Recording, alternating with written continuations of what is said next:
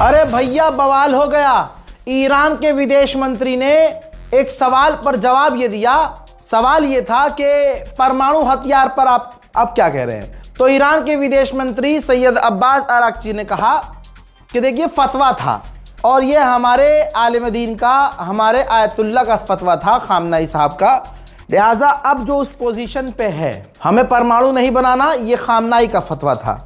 अब उनकी जो पोजीशन, उनकी कुर्सी पे जो बैठा है, जो अब सुप्रीम लीडर है, अब परमाणु हम बनाएंगे या नहीं बनाएंगे, परमाणु हथियार हम बनाएंगे या नहीं बनाएंगे, ये तो अब मुज्तबा खामनाई जो नए लीडर हैं वो इस पर हुक्म देंगे। तो दोस्तों, जहां तक कयास लगाए जा रहे हैं, जो मुज्तबा खामनाई हैं जिस तरह के, और क्योंकि वो फौज से हैं, डायरेक्ट वो फौज में उन्होंने काम किया है, तो जाहिर सी बात है।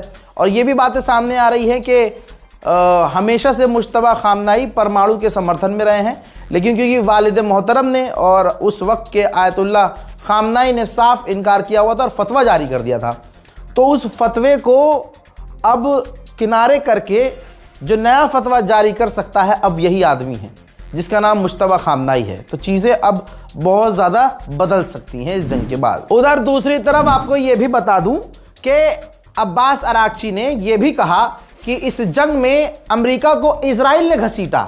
ये जंग थी ही नहीं अमेरिका से, इजराइल ने ज़बरदस्ती की और ज़बरदस्ती अमेरिका को जंग में घसीटा, और अब भीख मांग रहे हैं स्ट्रेट ऑफ हॉर्मुज़ खुलवाने के लिए। स्वैग देख रहे हो आप दोस्तों। अब्बास अराक्ची ने यह भी कहा कि हम सीज फायर पर भरोसा नहीं करते। बिल्कुल अच्छी बात है, बिल्कुल सही बात है। उन्होंने कहा सीज फायर पर भरोसा नहीं करते, हम जंग खत्म करना चाहते हैं, हम खत्म ही करेंगे, लेकिन हम देखेंगे अपने इंटरेस्ट, हम देखेंगे। हमारे पास पर्शियन गल्फ है, उस पर हमारा पूरा कंट्रोल रहेगा।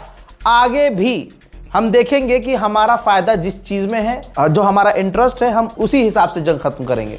जाहिर सी बात है, ईरान पहले भी कह चुका है हमें परमानेंट गारंटी चाहिए कि हमला दोबारा अमेरिका नहीं करेगा। हमें गारंटी चाहिए कि हमारे खिलाफ कोई शैतानी साजिश नहीं रची जाएगी, हम पर हमला नहीं किया जाएगा, तमाम इस तरह की बातें, और हम पर जो पाबंदियां लगाई गई हैं वो हटाई जाए। बल्कि कहना ये चाह रहा हूं मैं कि ईरान को तो सीज फायर करना ही नहीं चाहिए, और साफ कहना चाहिए कि जंग जब रुकेगी जब आप हमारी सारी शर्तें मानोगे। जिस बात को लेकर मैं आपको शुरू से समझा रहा हूं, अल्हम्दुलिल्लाह वो बात अब्बास अराक्ची के मुंह पर आ गई है। एक और रजाग्राफी आपके इस भाई की बात सही साबित हुई है। उन्होंने कहा कि हमें जान देने से कोई गुरेज नहीं है। समझ रहे हो जो मैं कह रहा हूं शुरू से, कि ईरान का बच्चा बच्चा भी अपनी गर्दन पर तलवार खा लेगा, अपने सर पर मिसाइल आती हुई देखकर ना ऐसे हाथ फैला देगा, लेकिन अमेरिका और इजराइल के आगे नहीं झुकेगा। जिनके बाप दादा डोनाल्ड ट्रंप की एक कॉल पर पैखाना कर देते हैं पैंट में, उनकी नस्ल की बात तो यहां करिए ही मत। उनकी तो अब उनका जिक्र ही छोड़ दो भाई। जो गुखोर पैखाना खोर हैं और जिनका बाप ट्रंप की एक कॉल से डील कर लेता है, उस पर तो बात ही मत करो। कहां ईरान और कहां ये सुअर। दोस्तों, ईरान को एक बड़ी कामयाबी ये मिली है कि ईरान ने कई सारे लोगों को गिरफ्तार किया है। ईरान के अंदर ही हथियारों के साथ, विस्फोटक के साथ और एडवांस विदेशी हथियारों के साथ, जो मूसाद के लिए और विदेशी एजेंसियों के लिए काम कर रहे थे, ईरान में आतंक फैलाने के लिए। दोस्तों, इस जंग में इजराइल एआई का भरपूर इस्तेमाल कर रहा है। कभी वो नेतन्याहू का एआई वाला वीडियो शेयर करता है। जाहिर सी बात है, दुनिया की टॉप एडवांस हमारे पास जो एआई है, जो हिंदुस्तान में आया है, हिंदुस्तान में तो चीजें वैसे भी 10 साल बाद आती हैं, जो यहाँ एआई अब आया है, वहां दूसरे देशों में, बड़े देशों में, एडवांस देशों में 5 साल 6 साल पहले से एआई है। आप समझ रहे हो, भारत का इंसान अगर किसी चीज को समझ रहा हो तो सोचो ये आम हो चुका है, तभी भारत के मुसलमानों को समझ में आ रहा है। नई नई चीज तो वैसे हमारे सर के ऊपर से निकलती है भाई। जब एआई हमारे हाथ आया, भारतवासियों ने एआई का इस्तेमाल सबसे ज्यादा किस चीज में किया था? ग्रोक का इस्तेमाल किस चीज में किया था? भारत की हर औरत को नंगा करने में, बिकिनी पहनाने में। वो आपको पता है। तो ये हमारी मानसिकता है, ये हिंदुस्तान की जनरेशन की इतनी ही औकात है सोचने की। लेकिन जो दुनिया के टॉप, जिन्होंने एआई बनाया है, तो जाहिर सी बात है भाई, जिन्होंने एआई बनाया है, जो तो सबसे पहले से एआई इस्तेमाल कर रहे होंगे।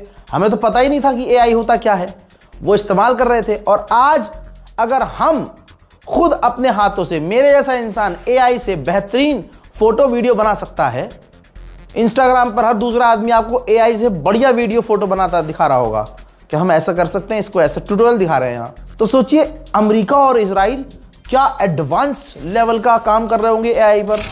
तो भाई अब एआई का इस्तेमाल इजराइल कुछ यूं कर रहा है कि ईरान पर हमला कर रहा है और फर्जी एआई वीडियो शेयर कर रहा है, जिसमें ये दिखा रहा है कि हमने जैसे एक फेक वीडियो जारी की जिसमें एक कार के ऊपर अटैक हुआ है, धुआं निकल रहा है, या किसी घर पर मिसाइल गिरी हुई है और उसने ऐलान कर दिया कि हमने ईरान के टॉप लीडर को कत्ल किया है और ईरान के इंटेलिजेंस ऑफिसर को मारा है, वैज्ञानिक को मारा है।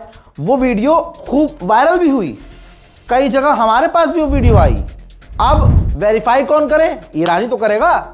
ईरान ने क्लेरिफाई किया है कि भाई इजराइल एआई का इस्तेमाल कर रहा है। ईरान कह रहा है कि हम पर इल्जाम लगाया डोनाल्ड ट्रंप ने कि हम एआई इस्तेमाल कर रहे हैं, हम नहीं कर रहे हैं, इजराइल कर रहा है, लोगों को डराने के लिए, हमारे लोगों के बीच भय पैदा करने के लिए। उधर इजराइल ने कहा है कि हमने ईरान के कमांड सेंटर और मिसाइल साइट्स को हिट किया है। वही खबर आ रही है नेटो से जुड़ी हुई, नेटो और भारी मात्रा में तुर्की के अंदर डिफेंस सिस्टम तैनात करने की तैयारी में है। ऑस्ट्रेलिया का भी मिलिट्री बेस है भाई साहब यूएई में। पूरी दुनिया का ऐसा लग रहा है इसने ही पाल रखा है, मतलब खुद की औकात नहीं है, यूएई की इतनी औकात नहीं है कि अपने दम पर अपने आप को बचा सके। ससुरे ने पूरी दुनिया की मिलिट्री बेस को जगह दी हुई है, फिर उस पर उछलता है कि हम सबसे सेफ हैं।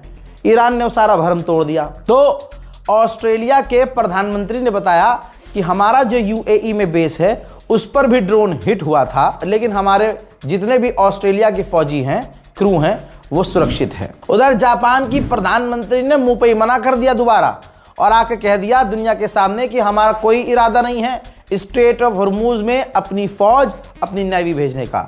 फिलहाल के इस अपडेट में इतना ही। इस रिपोर्ट को शेयर कीजिए।